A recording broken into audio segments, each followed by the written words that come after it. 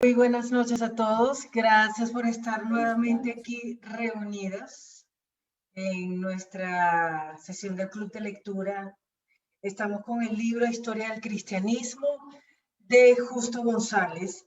Y hoy vamos a recordar un poquito de qué hablamos la semana pasada, o por lo menos qué fue lo que a ustedes les impactó, qué les quedó sonando de lo que hablamos, lo que hemos hablado hasta ahora, para poder entrar un poco más en detalle con el tema de hoy, que es el judaísmo de la dispersión. ¿Quién quiere contarnos qué fue lo que les impactó más de lo que hemos visto hasta ahora? Como para tener una idea de lo que hemos estado hablando. No me voy a dejar a mí hablando sola, porque ustedes saben que el monólogo forma parte de mi repertorio. Así que cuéntenme. Habla, Pris. Bueno, la vez pasada me llamó la atención esa caracterización tan minuciosa que hicimos de cada una de las facciones del judaísmo, y hacer esa caracterización nos ayudó también incluso al final a hacer como una parte de aplicación, como decir, miren, estas personas se comportaban de esta manera, cada facción tenía como una forma de entender su propia fe, y nosotros hoy en día nos parecemos a esas personas. Entonces estaban los esenios que se apartaron de la ciudad, que se apartaron de la vida en sociedad y se fueron por allá a una montaña porque creían que era la mejor manera de vivir su fe. Y uno dice, bueno, nosotros hoy en día también muchas personas entienden la fe de esa manera, que es apartado, que es en la santidad, no lo sé. Y fuimos repasando cada una de las facciones. Vimos los fariseos, los esenios y los saduceos, y también vimos a los celotes. Y estuvo muy chévere el ejercicio y me pareció muy bueno como tener esa separación y entender que no todos entraban dentro de los fariseos y uno los mete ahí y ya, sino que son diferentes, así como hoy en día son diferentes también muchas agrupaciones y muchas formas de vivir la fe son diferentes. Ya, eso es lo que a mí me...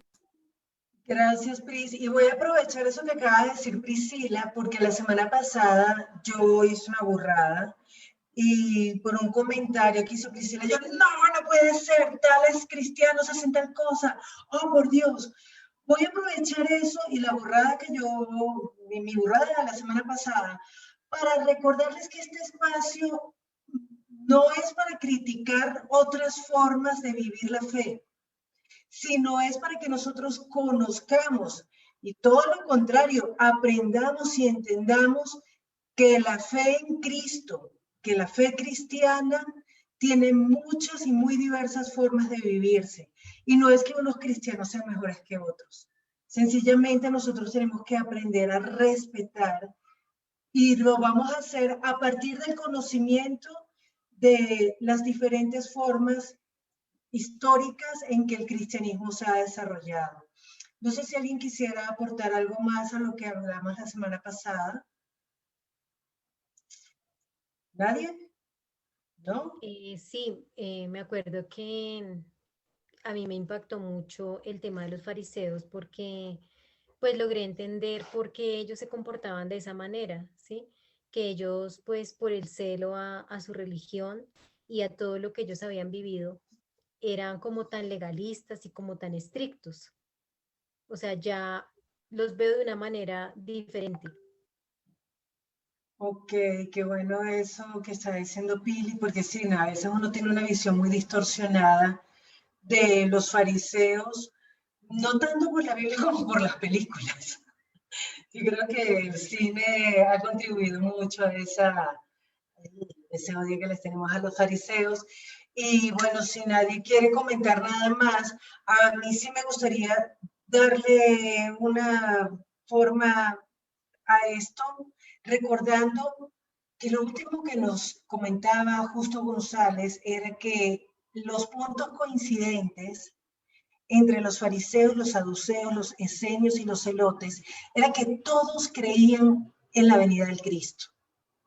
Todos creían en que el Cristo iba a venir.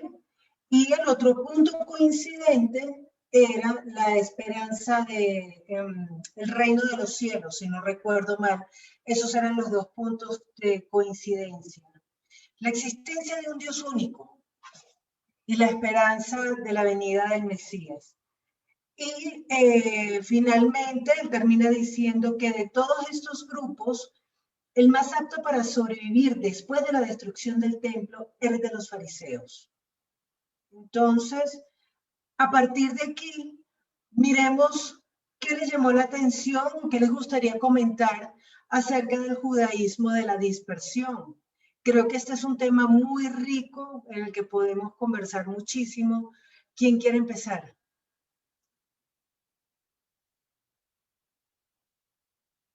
Carmen, hable tranquila, que Carmen está así como, hable tranquila. Nadie levantó la mano, así que. ¿Vos, Carmen? Bueno, entonces démosle la palabra a Priscila. La misma de siempre, ¿no? Pero para agilizar, para hacer un recorderis y abrir el debate. El judaísmo de la dispersión la estábamos viendo y la conversamos mucho porque estábamos muy confundidas en el libro pasado de Norbert.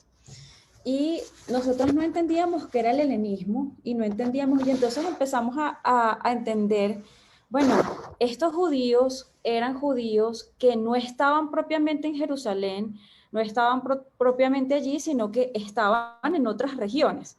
Y en esas otras regiones practicaban su fe, pero por supuesto que tenían mucha más permeabilidad, eran más influenciables por la cultura greco-romana que estaba a su alrededor, que los judíos que estaban en Jerusalén, que de alguna manera ellos estaban allí como mucho más celosos de toda su ley, de todos sus usos y de sus costumbres.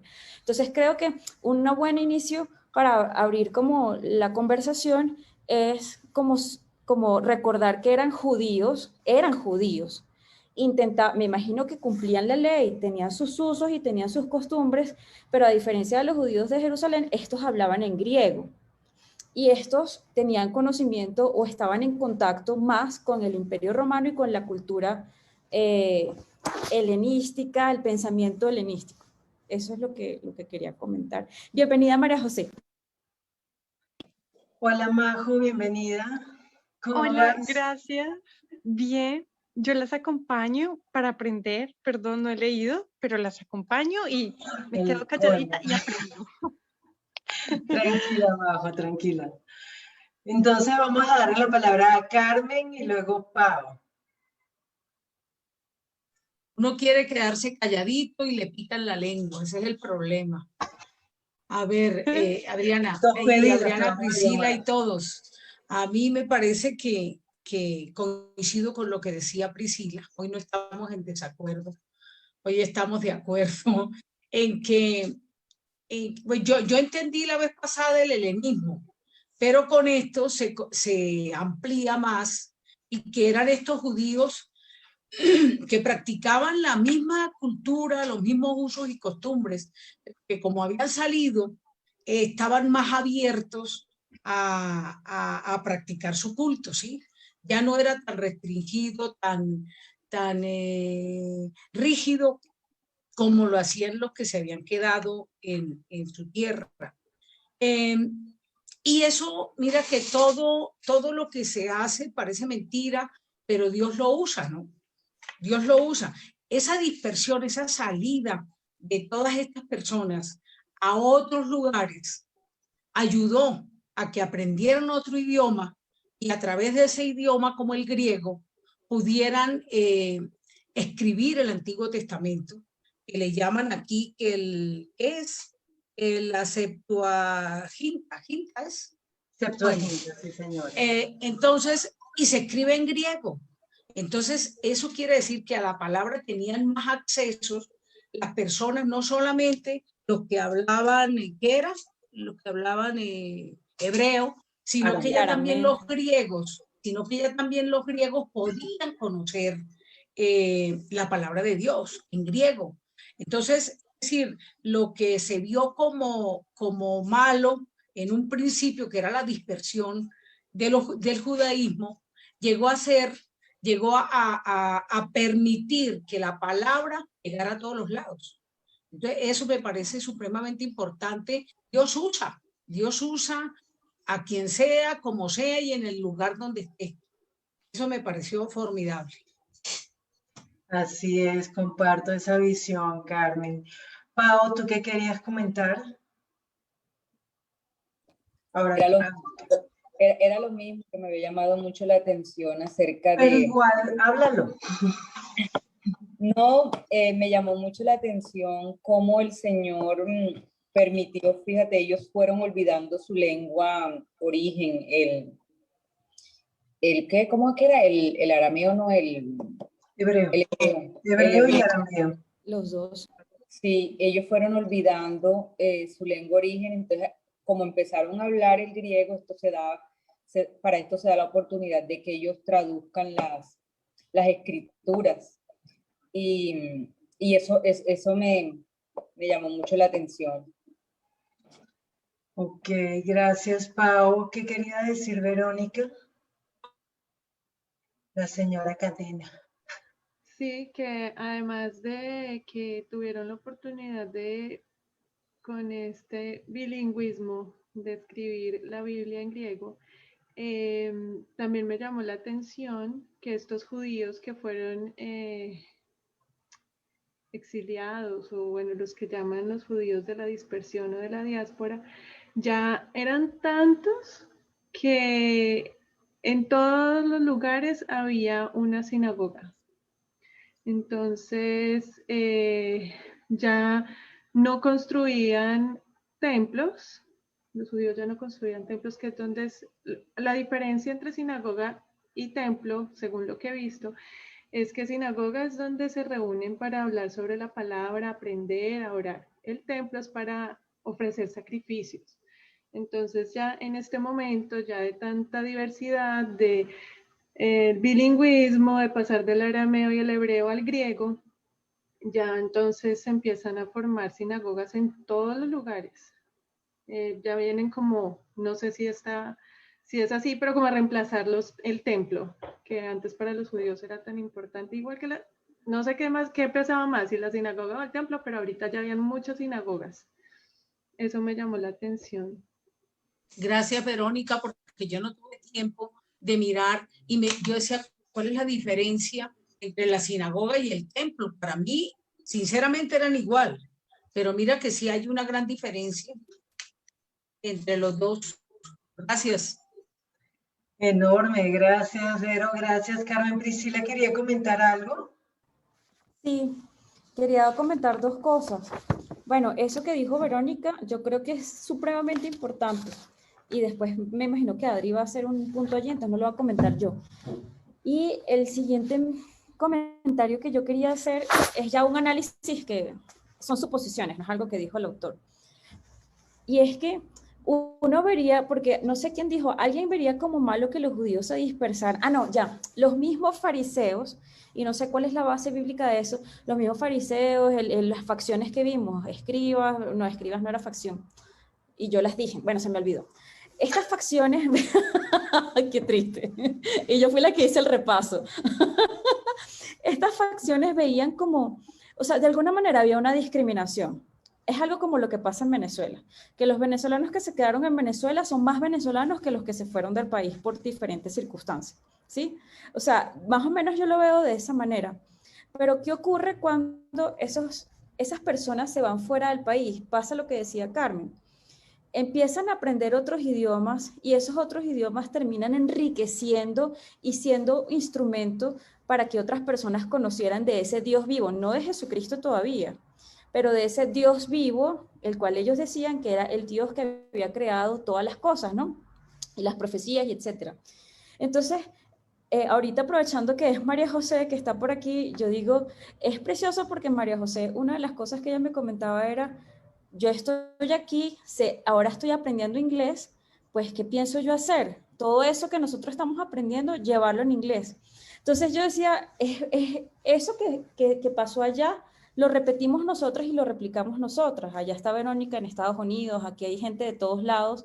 Entonces, uno a veces dice como que me tengo que ir de la iglesia al templo donde me congrego, del lugar donde estoy, pero a veces es más útil que tú estés por allá haciendo lo que tienes que hacer que aquí, digamos, de alguna manera y no sirviendo y no haciendo nada. Aunque no estoy diciendo que ustedes estén haciendo nada. Pero bueno, esto es una apreciación personal, no tiene nada que ver con el libro. Y lo último que quería decir era que ya después lo podemos dejar o abrir un debate con esto. A mí me llamó mucho la atención que viene después de la Septuaginta, entonces si quieres, Adri, después hacemos un paréntesis y hablamos antes de la Septuaginta, pero no quiero que pasemos por esto, porque esto siempre me ha causado escozor. Y es que nos dice justo que una persona que se llama Filón, que Filón intentó mostrar la compatibilidad entre el pensamiento helenista, es decir, la filosofía platónica, y me imagino que aristotélica, y bueno, no sé, aristotélica, no, socrática, y las escrituras hebreas, o sea, fusionar esas categorías de la filosofía griega con algunas categorías del pensamiento hebreo.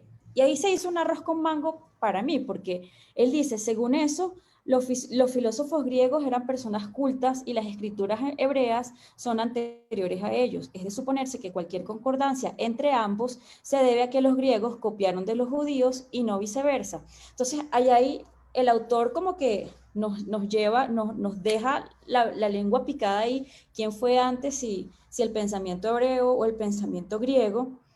Y él empieza a interpretar el Antiguo Testamento con una serie de categorías y alegorías que ya las habían de alguna manera pensado los griegos. Y creo que esto es un ejercicio que se sigue haciendo hoy en día y que ha corrompido un poco la palabra. Ha corrompido un poco, no la palabra, sino la interpretación del texto como está el texto. Si el texto a mí me está diciendo que el espíritu se llama espíritu y que la vida se llama vida, entonces cuando yo intento meterle palabras griegas, ya me fui del texto.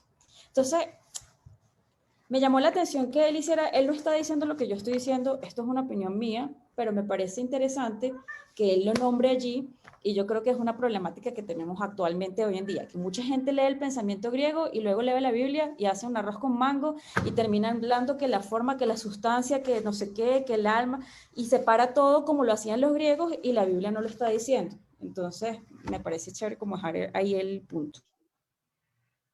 Ok. ¿Alguien más quiere comentar algo? Carolina, que está toda calladita, Pili, Marta, Sandra. ¿Les gustaría aportar algo a estos puntos que estamos conversando? No sean rogadas, por favor. Yo, Ok, hay varias cosas que me parece... no, habla, Caro, habla. no, ya no. No, mentiras. Bueno, antecitos de lo que Prisa estaba diciendo, ahí decía que esos judíos de la dispersión, como estaban en medio de toda esa cultura helenística, ellos se veían como obligados a defender como su fe, lo que ellos estaban creyendo, y que a la gente le parecía sus creencias ridículas y pues anticuadas o lo que fuera. Entonces yo me sentía identificada porque hoy en día a nosotros también nos pasa lo mismo, ¿no? Entonces, eso era lo que quería aportar. Me parece, gracias por aportarlo, Caro, porque es importantísimo lo que tú estás diciendo. Y de alguna manera de ahí partimos esta reunión, cómo nosotros actualmente estamos viviendo muchas de las cosas que vivieron los primeros creyentes, no solamente los cristianos, incluso también los judíos que tuvieron que defender su fe. Y aquí están los judíos, estamos hablando de la dispersión judía. ¿Y cómo influyó eso en el cristianismo actual? O en el cristianismo primitivo y el cristianismo actual.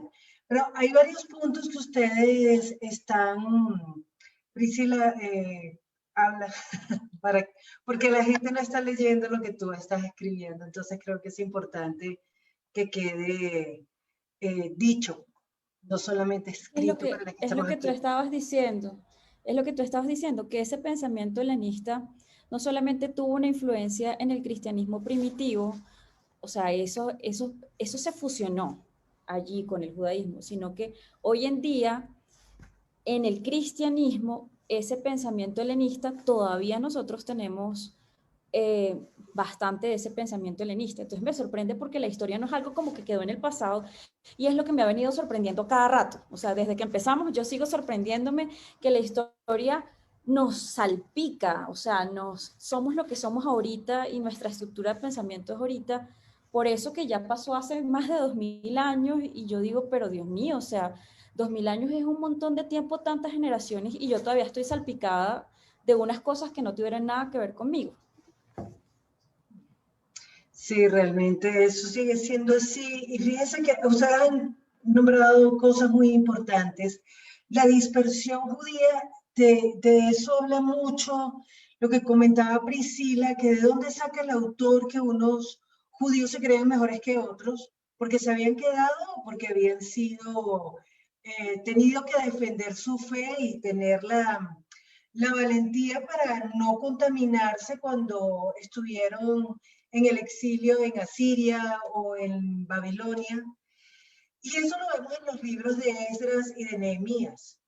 Creo que vale la pena, es una invitación, péguenle una miradita.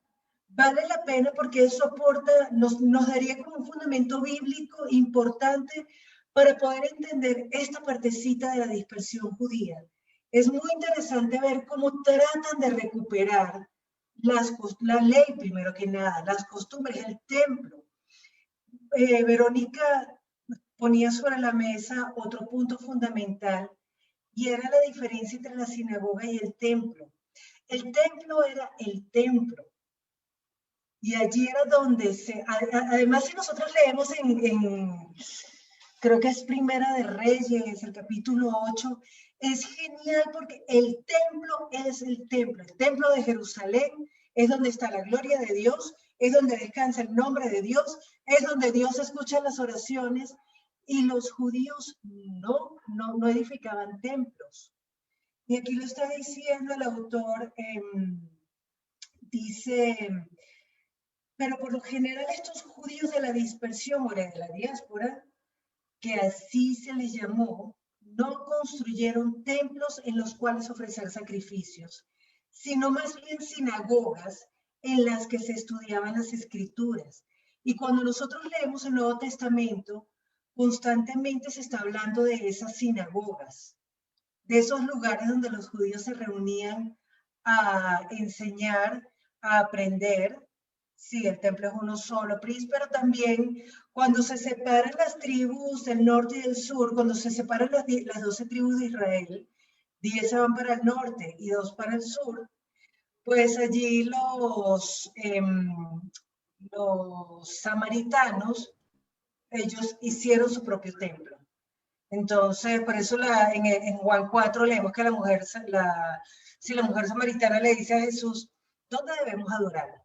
Ustedes dicen que Jerusalén, nosotros decimos que en nuestro templo, vamos a calmarnos. ¿Dónde?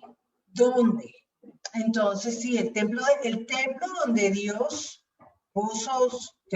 descansó su nombre, su gloria y todo, fue el templo que edificó Salomón. Y el tema de las sinagogas es súper importante y va a ser súper importante más adelante para el desarrollo del cristianismo. Eso sí es indiscutible, porque allí Jesús era donde enseñaba. ¿Qué iba a decir Pili? Precisamente a mí me llamó la atención que dice que el judaísmo preparó el camino para la venida de Jesús y para que la fe cristiana pues se propagara por el mundo, ¿sí? Debido pues a la dispersión por todo el mundo romano.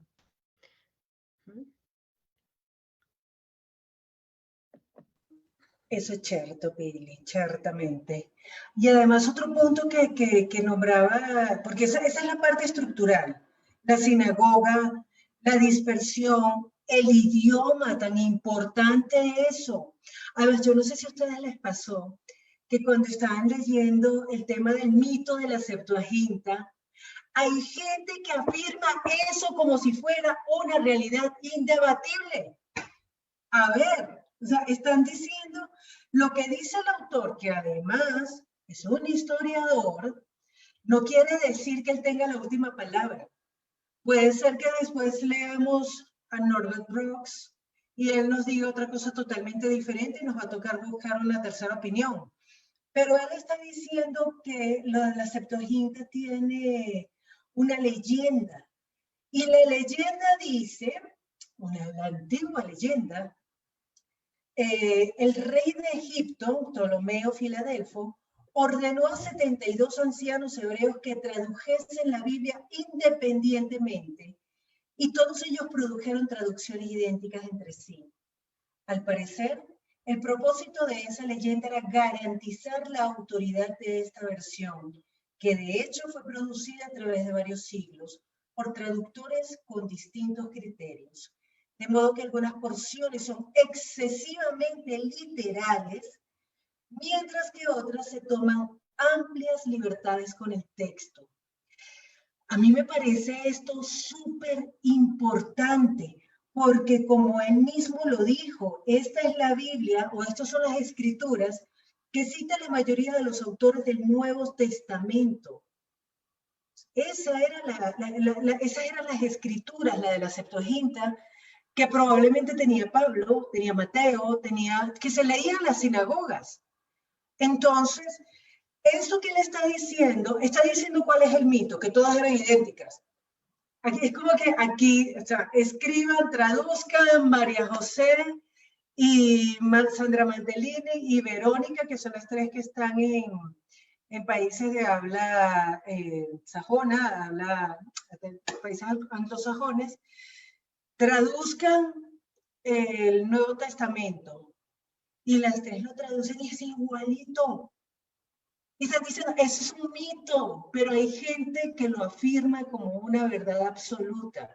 Y a mí me parece muy enriquecedor que nosotros aquí podamos tener la posibilidad de leer lo que está diciendo un historiador y no quedarnos creyendo lo que dice cualquier otra persona por ahí, por muy sabia que sea esa persona.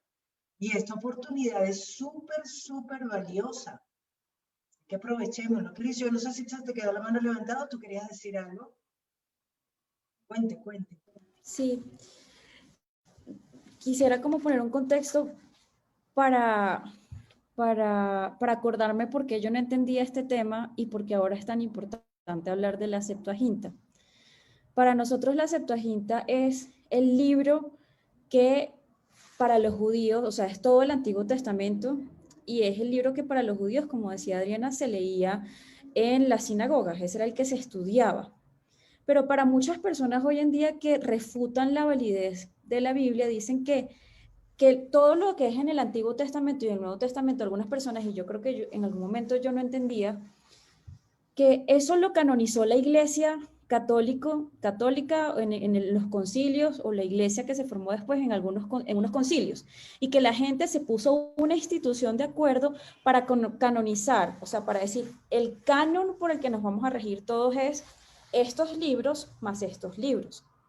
Cuando nosotros vemos cómo se originó la Septuaginta se originó con esos judíos que estaban dispersos fuera de Jerusalén, fuera del centro, y ellos empezaron a traducir en griego, porque imagínate, o sea, Verónica, los hijos de Verónica hablan es en inglés. Entonces, ella para enseñarle a sus hijos de la mejor manera, y los hijos de María José van a hablar es en inglés. Ellos dijeron, si ahora nuestras generaciones van a hablar es en inglés, pues vamos a traducir, ya que nosotros tenemos fresquito el español, vamos a traducirlo a inglés, para que ellos entiendan en qué creemos nosotras en su idioma. Eso es lo que sucedió con la Septuaginta.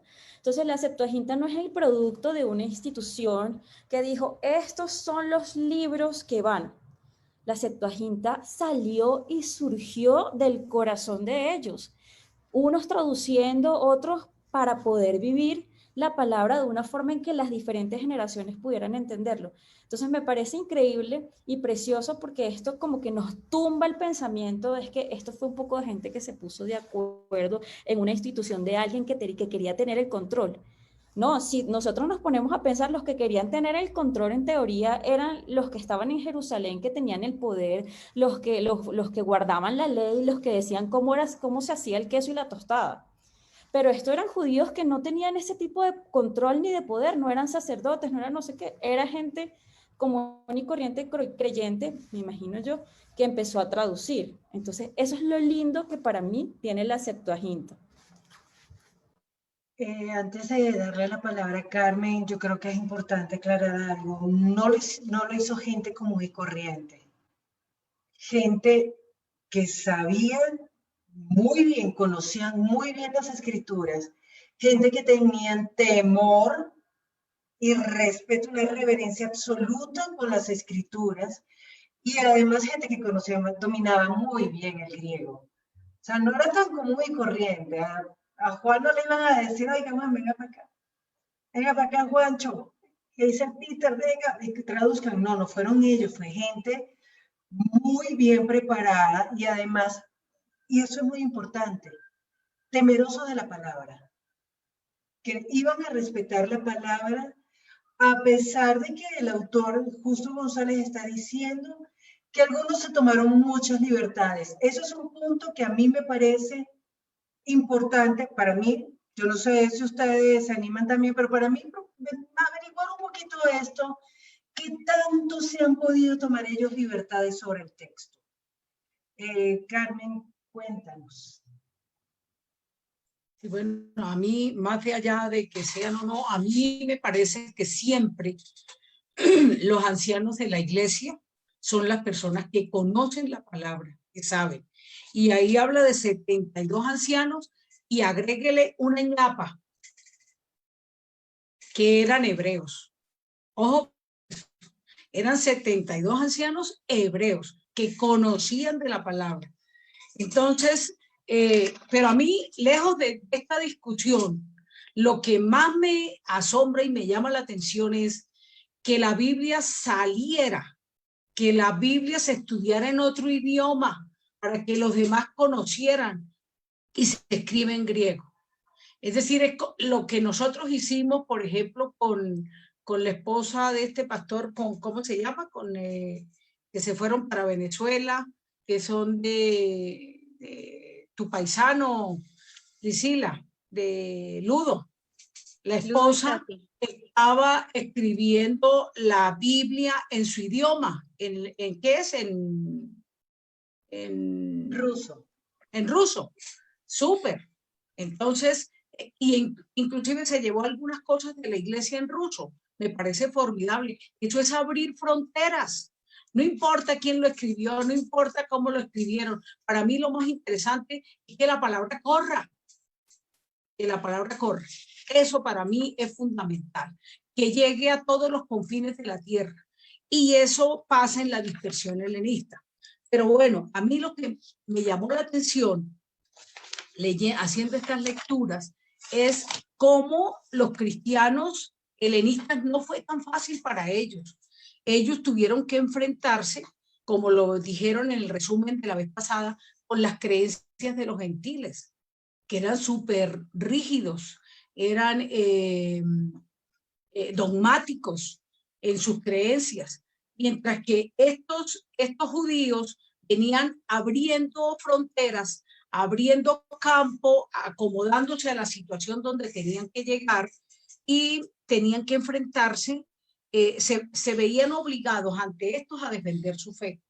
Y no solamente ante los gentiles, también ante las otras personas que tenían una cantidad de dioses diferentes y ellos tenían un solo Dios. Y en la lectura del libro pasado, nosotros acordémonos que ellos se enfrentaron a muchas vicisitudes, entre ellas que se burlaran de ellos porque no iban a las fiestas patronales de San Juan, de San Pedro, de Sansán, porque para ellos solo existía un Dios y eso los aisló de tal manera que se fueron recogiendo. Eso lo veíamos en la anterior historia, en el anterior libro, que me pareció formidable esa historia. Yo lo he seguido leyendo porque me gustó. Y bueno, se encaja un poquito con todo lo que estamos leyendo ahora. Entonces, para los helenistas no era fácil. Es como cuando, es decir, los colombianos, si hay algún colombiano aquí que esté viviendo en otro país, no es fácil. Y más predicar Y, bueno, Priscila y Adriana, y además de eso, ir a predicar el evangelio. Ustedes han contado con una gran suerte que en Colombia hay libertad de culto. Entonces llegar a hablar del cristianismo aquí, pues no es nada difícil. Pero llegar a una parte, ir a China, ir a otro lado, hablar de la palabra, no es fácil. Eso le pasaba a los judíos, llegar a enfrentarse a una cantidad de cosas y además de eso, escribir el libro, escribir el Antiguo Testamento en griego, era una marchera. Para mí eso es audible. Sí, realmente es plausible. Y retomando algo importantísimo que dijo Carolina, o antes de empezar con eso, yo no sé si a ustedes les llamó la atención lo que termina diciendo acerca de la Septuaginta, que aunque fue escrita por personas muy de alto nivel, traducida, perdón, por personas de muy alto nivel, los judíos dejaron de usarla. Porque como la estaban usando los cristianos, ellos no, vamos a tener nuestra propia versión. No la conocían. Me declaro ignorante en este punto.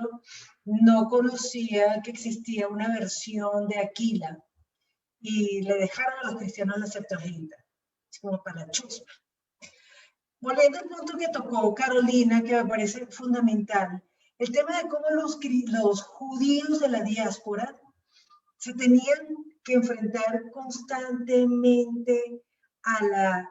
Dice que la fe de los israelitas resultaba ridícula, anticuada o ininteligible. Entonces, ellos tuvieron ese training de defender su fe. Y es algo que yo creo que le heredó el cristianismo al judaísmo. Si nosotros leemos la defensa que hace Pedro en el capítulo 3 de Hechos, wow, o sea, realmente ellos tenían, y Pedro no era de la dispersión, pero tenían un training bien sabroso de cómo defender su fe. Estaban entrenadísimos en eso, porque dicen que tenían que defender su fe a cada paso frente a aquellas gentes de cultura helenista para quienes la fe de Israel resultaba ridícula, anticuada o ininteligible. Eso me pareció absolutamente genial. Pero luego, volviendo al punto que tocó Priscila de Filón de Alejandría, yo no sé si ustedes quieren comentar algo en el punto de Filón, porque a mí me parece importante lo que dijo Priscila, pero me parece bueno que abramos un debate que fue lo que entendieron ustedes. A ver si nosotros estamos entendiendo todo lo que está diciendo Justo González, o tal vez nos estamos pasando algo por alto. ¿Quién quiere comentar en este punto?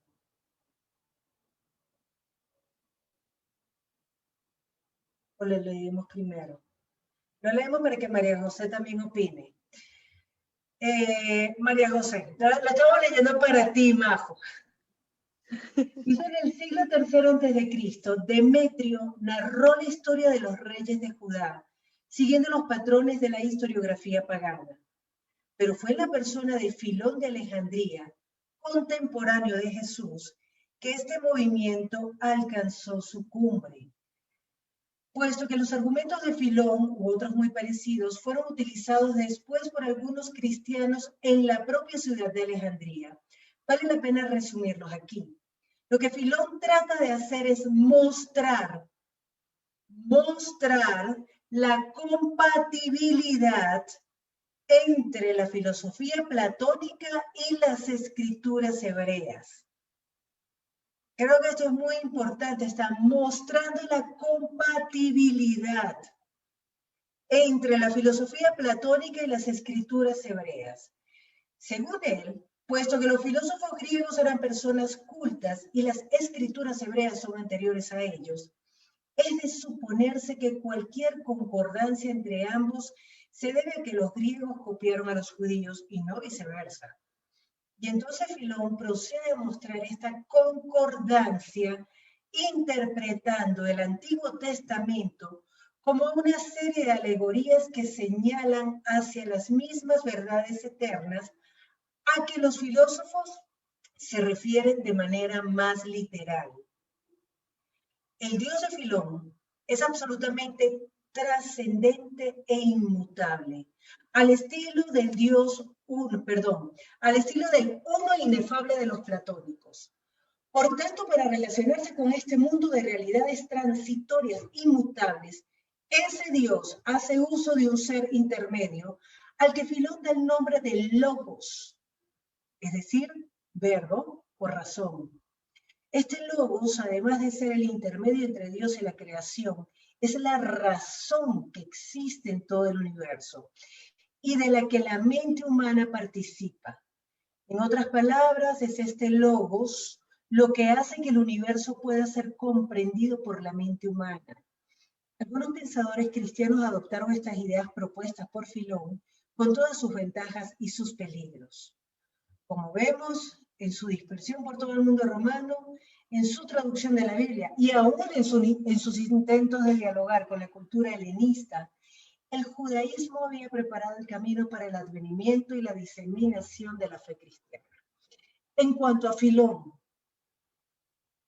Priscila, Priscila, cuenta tú, pues suelta tus cartas y después todos los demás. Ese tema me tiene así desde hace tiempo, ya lo venía hablando con Adriana. Esta es mi sesión, no, mentira. Que hay un tema que a mí me llama mucho la atención y no sé si lo expliqué bien la vez pasada, pero yo a veces hablo enredado.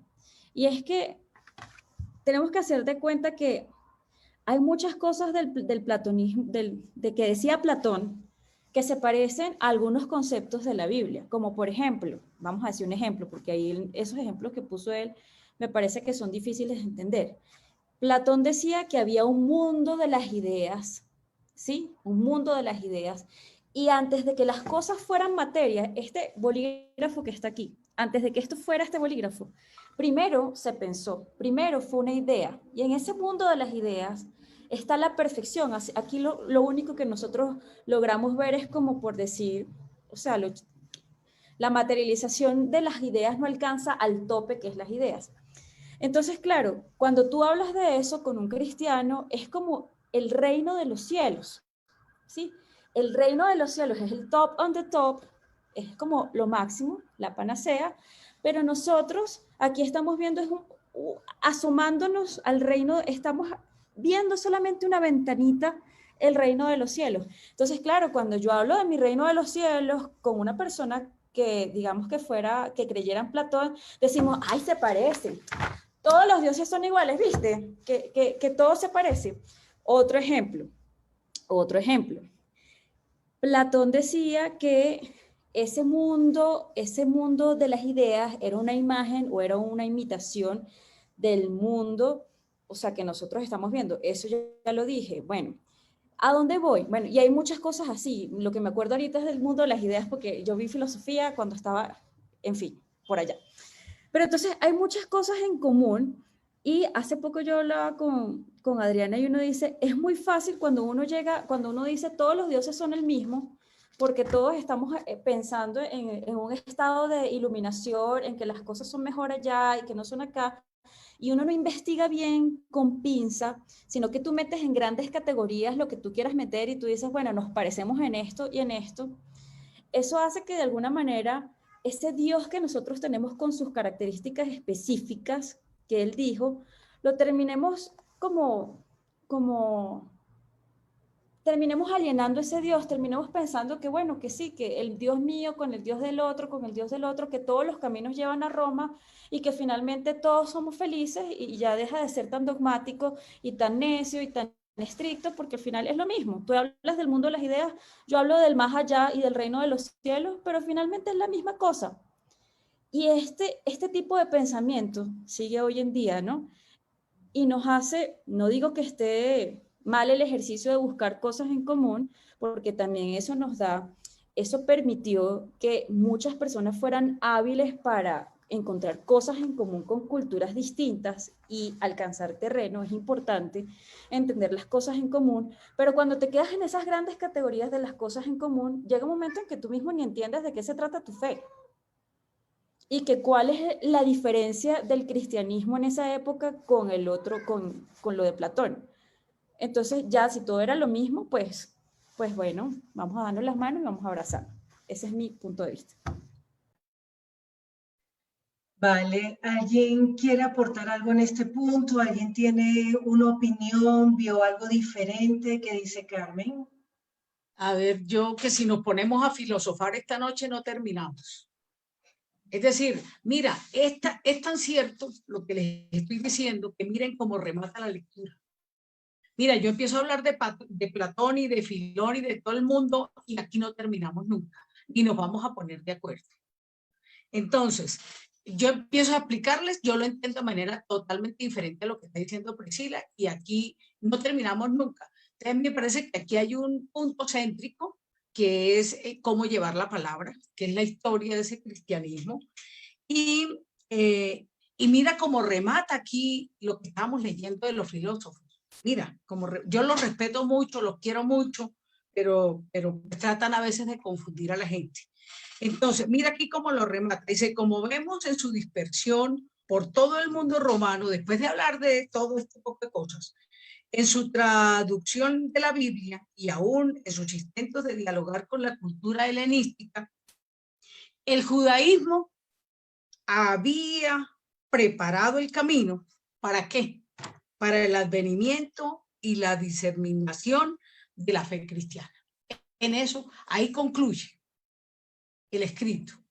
Entonces, pues sí, es muy bueno oír toda esta disertación, pero les cuento que si seguimos filosofando no terminamos, ¿sí o no, Pris? No terminamos este capítulo.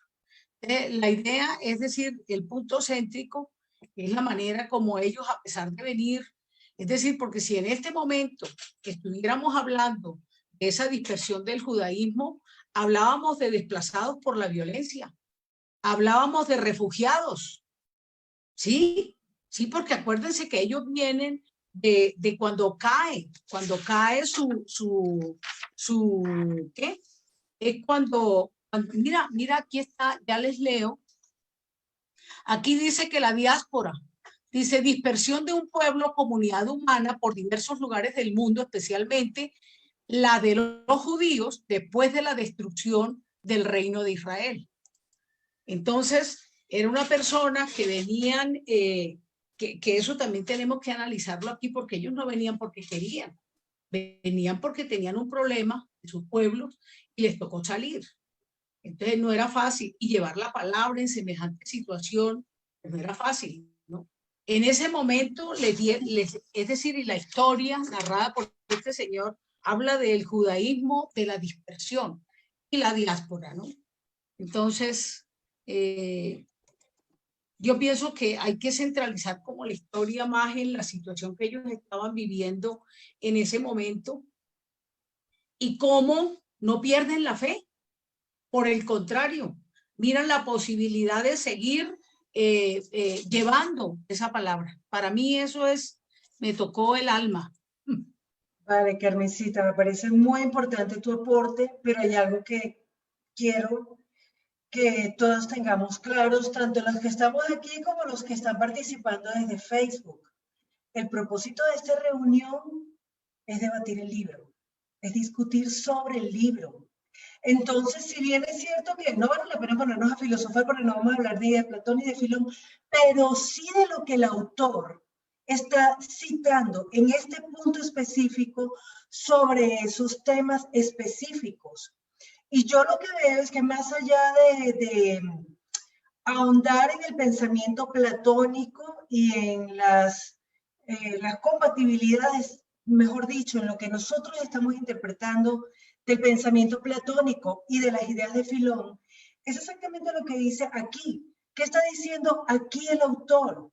Yo creo que lo más importante que está hablando es el tema de las alegorías y de la lectura de la palabra, ya no en forma literal, como veremos más adelante en algún momento en que lo va a hacer otra facción del cristianismo, que leyeron la Biblia de una manera literal, y la escritura es literal, y si dicen que Adán y Eva fueron tentados por una serpiente, pues era una serpiente. Entonces no se vuelven locos diciendo que es Satanás, eso era una serpiente, punto.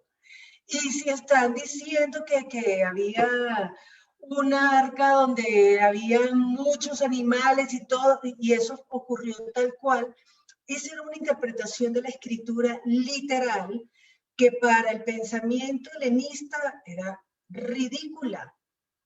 Pero Filón, o por lo menos esto es lo que estoy entendiendo yo del libro de Justo González, Filón encuentra una serie de similitudes o compatibilidades entre el pensamiento platónico y el pensamiento hebreo.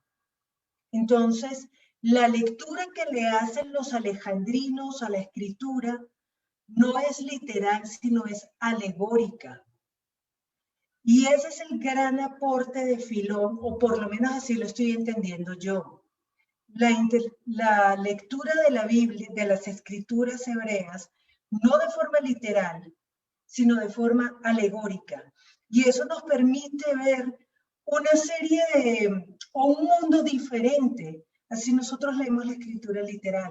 De hecho, jamás nos hubiésemos imaginado cuando Jesús habla de que Él es la serpiente que fue levantada en el desierto, o por lo menos lo que estábamos predicando ayer en el culto, que Jesús dice que vas a ver, de cierto te digo, que vas a ver a los ángeles de Dios subiendo y bajando sobre el Hijo del Hombre.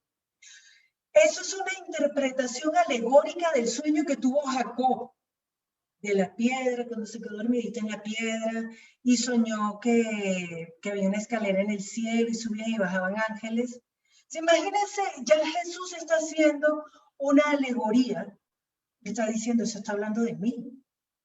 Entonces Filón creo que no estaba tan loco.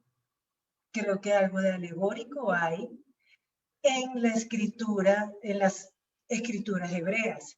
¿Qué quería decir Pris para cerrar? Porque ya son las 8. Las 8. Pues el autor dice, algunos, estoy de acuerdo en que ese fue el aporte de Filón, que entendiéramos que la cosa tiene alegorías, aunque ya la misma Biblia pues aclara en algunos casos que es una alegoría, pero dice que, él dice, algunos pensadores cristianos adoptaron estas ideas propuestas por Filón con todas sus ventajas y sus peligros. Entonces es necesario reconocer que así como Filón hizo un gran aporte al pensamiento, a la interpretación o a la forma de interpretar las escrituras, también la exageración de ese recurso de pensar que todo una alegoría pervirtió también, fue un peligro, pervirtió de alguna manera la interpretación, porque al tú pensar que todo es una alegoría, entonces pones en duda la existencia y la fiabilidad de las escrituras como un documento confiable, como lo que le está pasando a muchas personas que dicen Adán y Eva no existieron, no, eso, lo de Noé, el arca de Noé fue una alegoría, esto fue todo es una alegoría, y entonces nos perdemos en qué es una alegoría y al final no estamos entendiendo